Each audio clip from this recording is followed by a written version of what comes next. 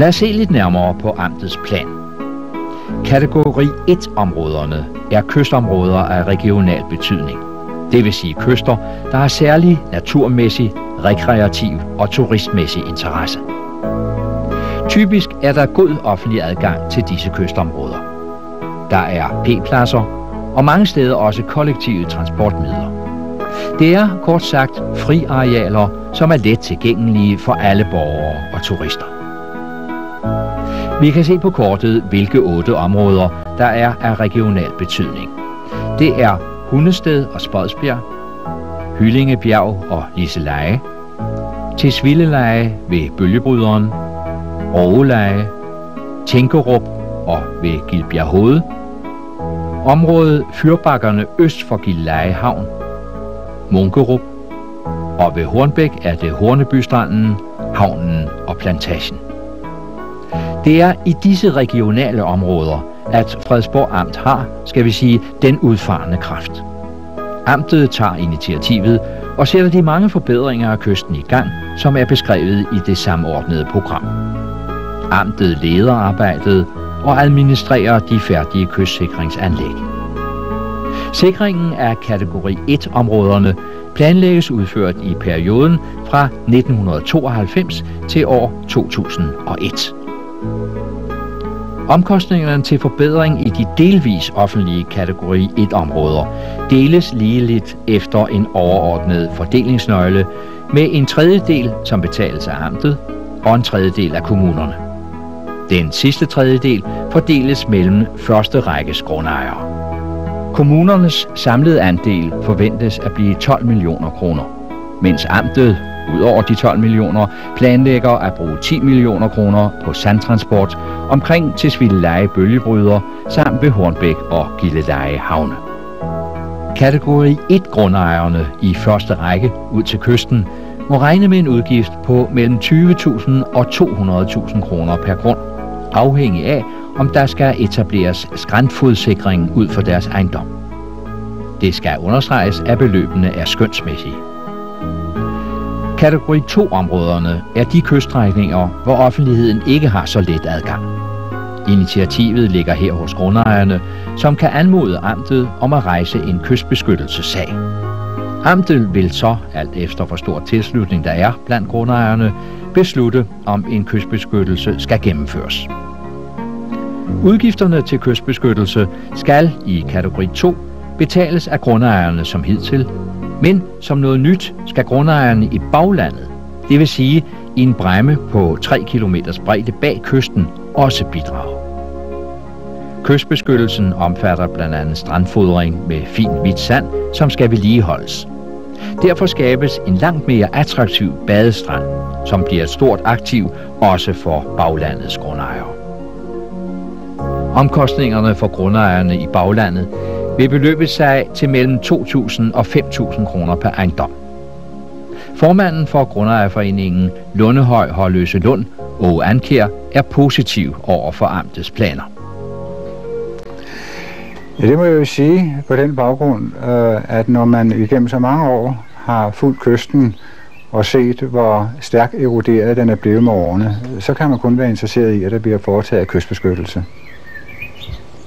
Finder man det så også rimeligt i din række at skulle være med til at betale for kystsikringen? Det føler jeg mig nok egentlig meget overbevist om, at man vil være det. Vi har jo alle sammen meget glæde af stranden heroppe, og det må være i alles interesse at bidrage til, at vi får et forbedret strandmiljø. Det er allerede sket i meget høj grad på vores stykke, fordi mange private grundejere selv har for 5 år siden begyndt kystsikring, og det er jo i dag kommet også til gode, selvom det er jo selvfølgelig først og fremmest er grundejerne selv, der har haft interesse i at beskytte deres ejendom, men vi kan jo se det gode resultat i dag. Jeg er helt sikker på, at alle vil være med til at betale herop. Ejendomme i første række ud til kysten opnår en direkte beskyttelse mod havets nedbrydning af deres ejendomme ved kystsikringen. Derfor bør de bidrage med det største beløb per ejendom. Ligesom i kategori 1 skønnes omkostningerne at være på mellem 20 og 200.000 kroner per ejendom. Det afhænger af, om der skal etableres skræntfodssikring på ejendommene. Grundejer i første række ved Vejby Strand, Erik Brodam, har set dele af sin ejendom forsvinde i havet. Han siger: Altså det primære behov og det primære motiv til at investere så mange penge, som man jo altså er nødt til, når man har havet som nabo, det er naturligvis at sikre vores ejendom, så den ikke styrter i havet. At det så dertil kommer, at vi også får en fin strand og får sandstrand i stedet for de sten, vi har haft nu, det kan vi sige en tillægsgevinst, men det er nok ikke vores hovedmotiv. Synes man, at det er rimeligt, at første række skal betale den største andel per ejendom af projektet? Ud fra en rimelighedsbetragtning kan man jo nok sige, at det er vores private ejendom, vi beskytter, men at nogle af omkostningerne ved kystsikringen skal fordeles til folk, der bruger stranden, det er vel fair nok. Effektiv kystbeskyttelse, bedre badestrand, smukkere natur. Det har også betydning for ejendommens handelsværdi.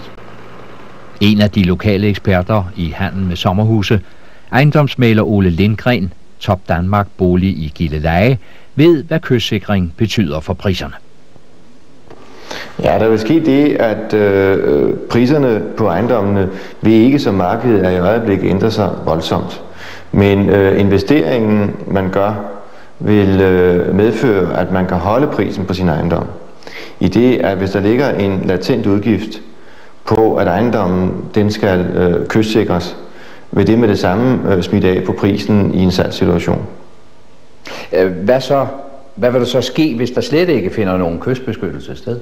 Ja, dels vil der selvfølgelig ske det, at det vil være til fare for de ejendomme, der ligger meget tæt på skrænten, at de på et tidspunkt vil komme i den situation, at husene skrider i havet. Hvis man står i en salgssituation, vil det være meget afgørende for prisfastsættelsen og for at opnå en fornuftig pris, at man har foretaget den kystsikring. Og i givet fald man ikke har gjort det, vil det være sådan, at man bliver nødt til at sætte ejendommens pris ned med et beløb, som nogenlunde svarer til den estimerede pris, det vil koste at lave en kystsikring.